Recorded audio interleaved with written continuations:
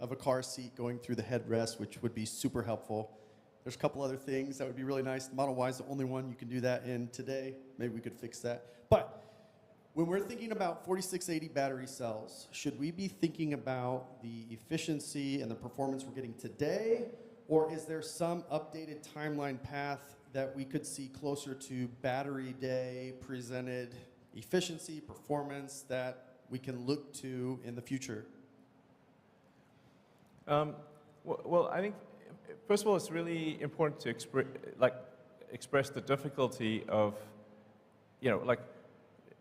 for Tesla to go from nothing to making a battery cell that we aspire to be better than any other battery cell on Earth, even when compared to companies where the only thing they do is make a battery cell, is obviously not a trivial exercise. That said, we do see a path to very high energy density and higher energy density and lower costs than anything else out there. But it's a hard path. It's a very hard path. Normally it would be absurd for companies to attempt such a thing. And no other car company is really attempting to do anything like this in a serious way. So I guess technically BYD, because they started out as a battery company, but yeah, so it's a very difficult thing to do. But I think we are tracking to success in that regard. So. Hey, Elon. First of all, thank you for undoubtedly making the world a better place for my son to live in. Thank you. It's kind of you say. Once Cybertruck is fully ramped in Austin, what is the target production? And also, there's some rumors that you're thinking about stepping down as CEO. Please say it ain't so. It ain't so. Yeah.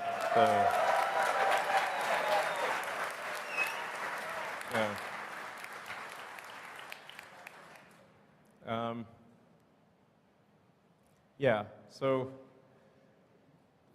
I think Tesla's going to play an important role in AI and AGI, and I think I need to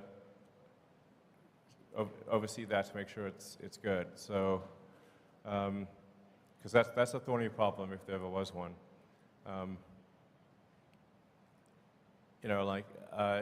think generally people do not, or very few people, even in the AI community, do not appreciate just how much capability Tesla has in AI. It's by far the most advanced real-world AI. There's no one even close. Reality has the most degrees of freedom. So I got to make sure that's good. So, and you were saying something? Cybertruck fully ramps. Oh, yeah. Target production. So, as I said, we'll start production later this year. We'll start handing over cars later this year. There will be an S-curve of production, so it'll be slow at first, and then ramping up. And I guess we'll see what the demand is like. So, I think we're likely to do probably 250,000 a year, I think, maybe more. Again, very much dependent on what the demand is like, and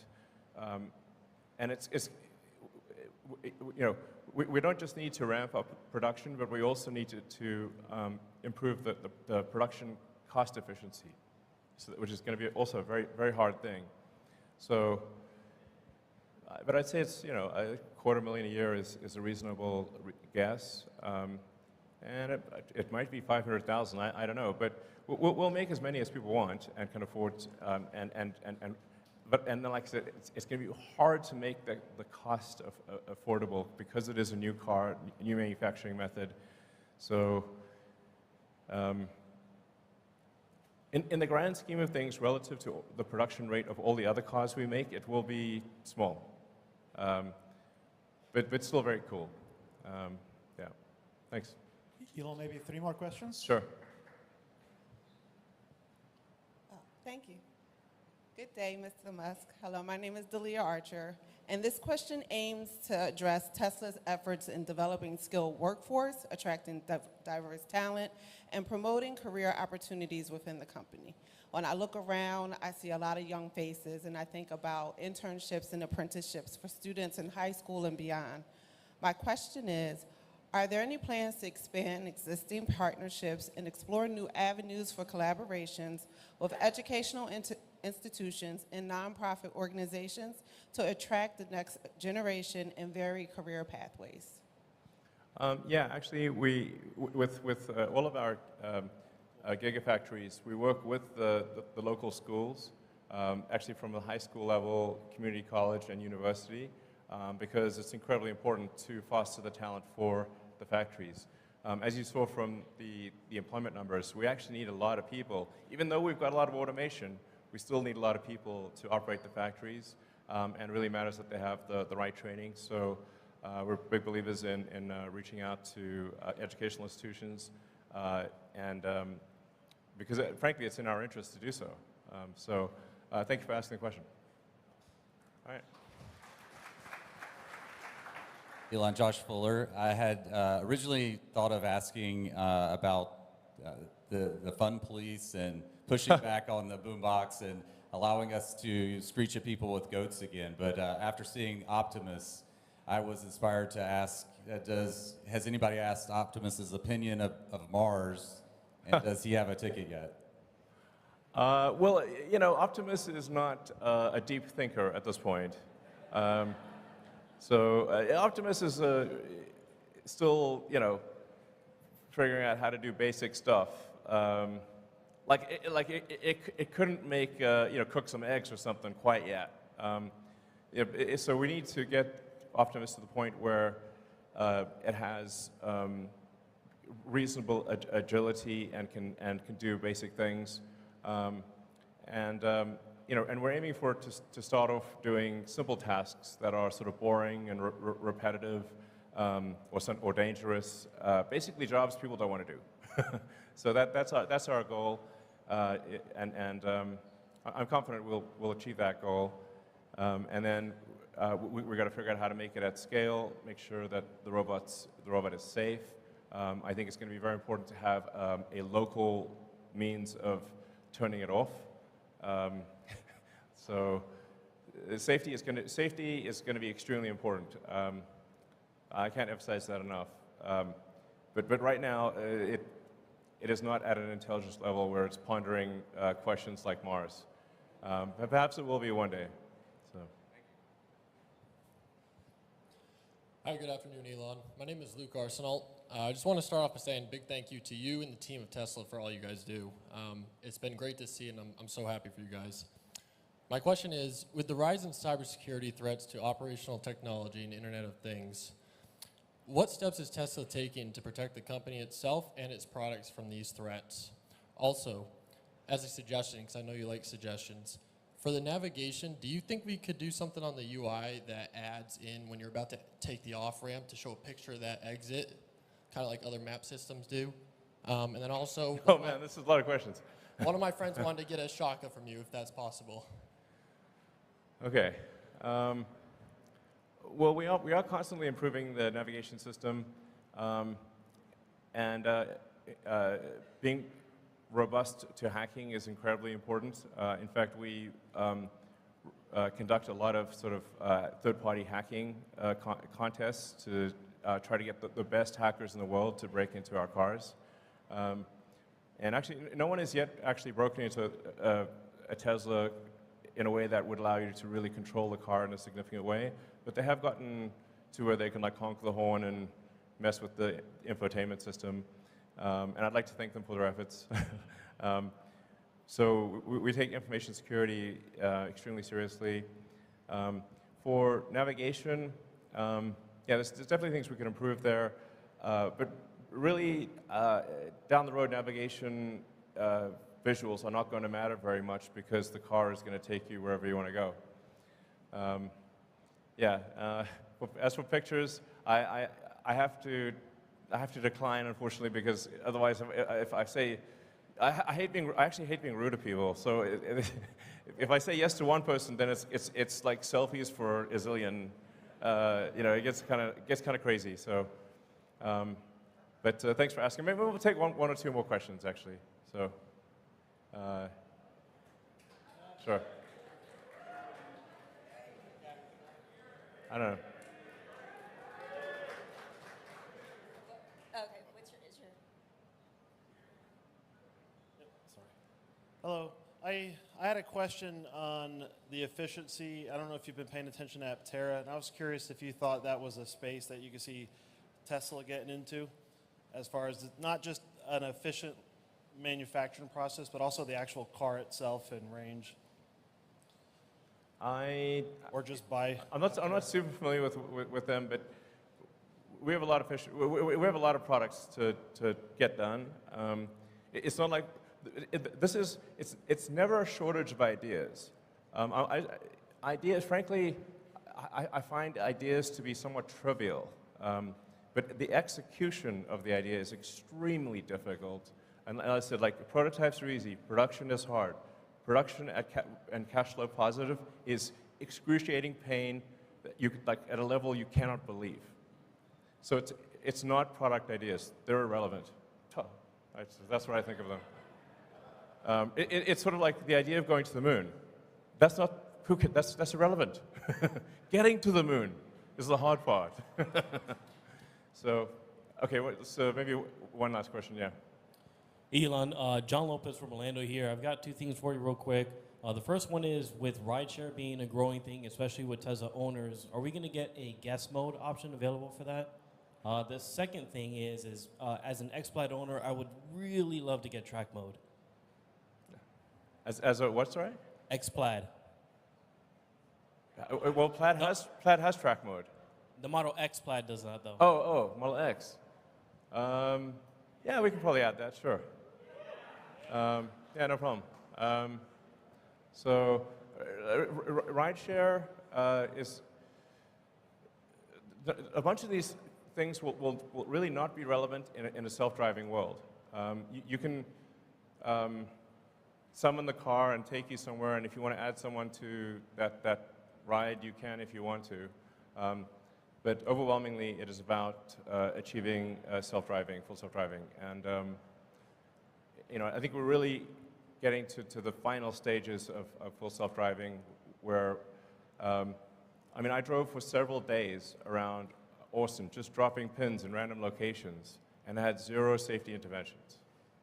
So it's really, and even in the city of San Francisco, which is very complex, I haven't had a safety intervention in a long time. So I think it's getting to the point where, admittedly, I have been optimistic about this in the past, but I think this time.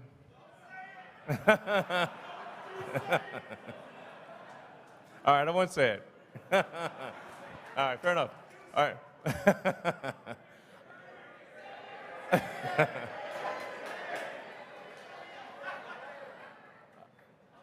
Okay, I think it'll happen, So, all right. You want one last question? Sure.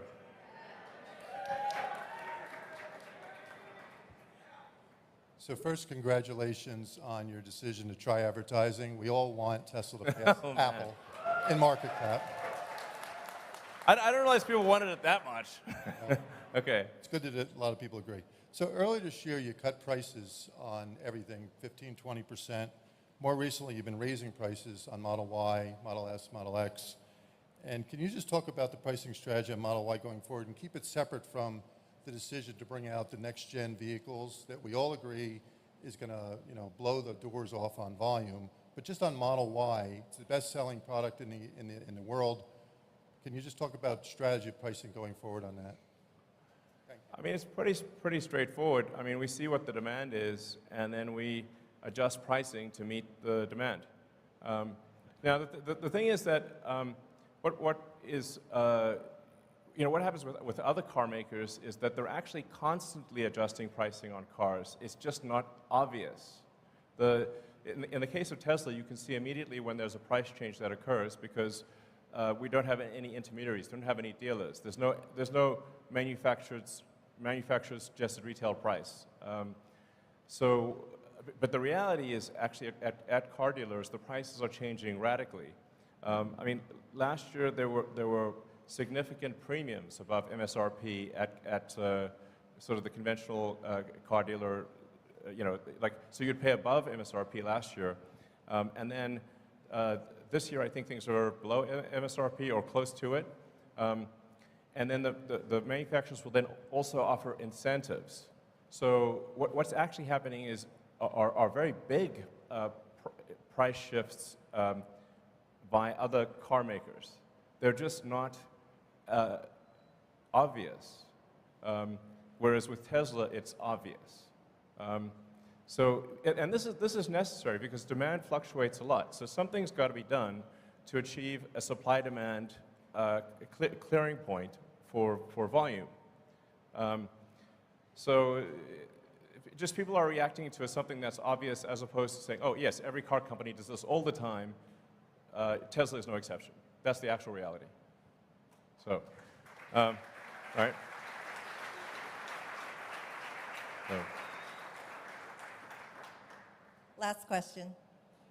I'll be really quick. Okay. So I will say I have been driving FSD. My wife drives FSD.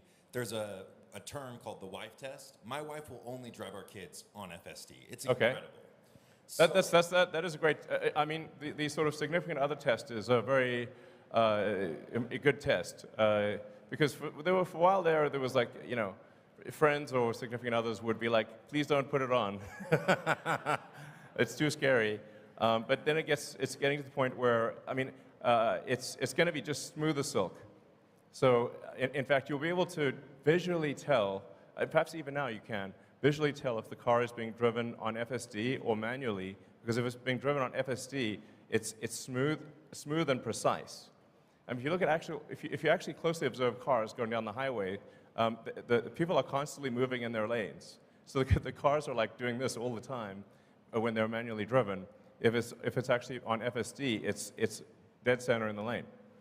It will actually get to the point where it is not merely, and maybe is at that point, not merely safer than a person, but actually way smoother than manual driving.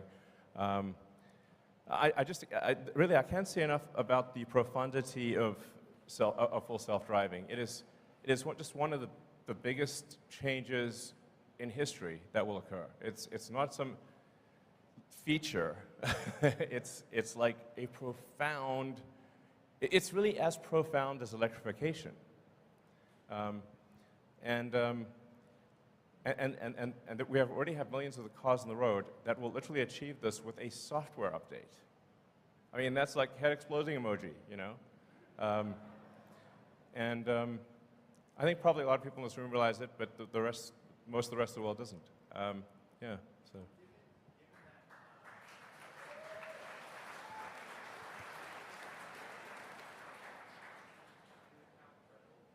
Given how incredible FSD is and how much merit you're giving to potential future margins of the car, as well as how much impact on society, and given that they didn't even want you to say if it's going to happen this year, just not to jinx it. Sure. Would it be possible to have just for some type of public-facing, investor-facing kind of timeline, so that way, you mentioned V12 is coming, and that's AI front end. Could we just see kind of a timeline on this is the version we're at, these are the things we're working on, and this is when we're ETA, so we can kind of see that in real time instead of maybe Elon time. No, so the thing that's been really difficult with full self-driving is that it very often seems like it's about to happen until you realize that you're actually at a local maximum and that you need to re-architect elements of the software to get out of the local maximum to then a higher local maximum. So it's been this sort of series of logarithmic curves. And that's why it's been like, it seemed like, if you just extrapolate this on a straight line, it gets to self-driving, except that it's not a straight line, it's a logarithmic curve, and it sort of, and you start hitting these like local maximums where you'll sort of asymptote to a certain capability and then have to re-architect things. So now I think we're finally at a high enough local maximum, or will be this year, where to the point where it is, I think, probably safer than a person, meaning the probability of injury on average will be better than a person, even if someone pays no attention to the car. It is worth saying that right now, for human supervised Tesla full self-driving, it is dramatically safer than manual driving. It's like, I think like 4 times safer, maybe more. So it is already a massive safety improvement to have human supervised FSD right now. And I think we will get to the point where we're always going to be in some amount of local maximum, but I think that we'll be in a local maximum that exceeds human level safety this year. Yeah, but I guess we'll see. So anyway, I want to thank you all for coming, and so.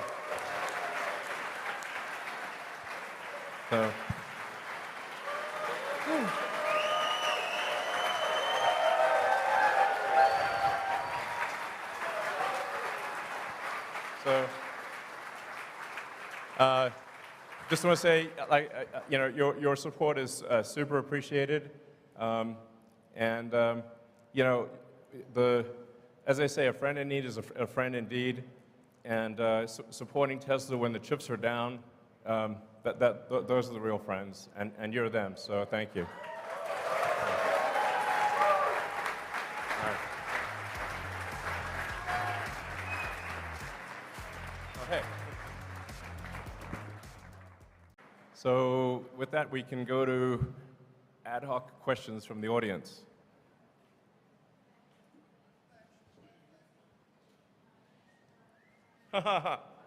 Okay, definitely the person in the Optimus outfit with the red cowboy hat.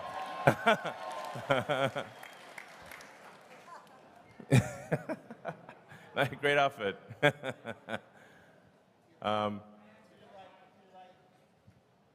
Sure. And we'll try to get through as many questions as possible.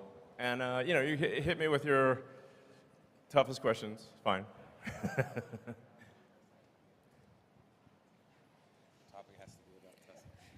Okay, it is. Hey, Dad, it's your son Optimus. Hey, kid. Do you see it more likely that you guys will have an RV first or a cyber camper?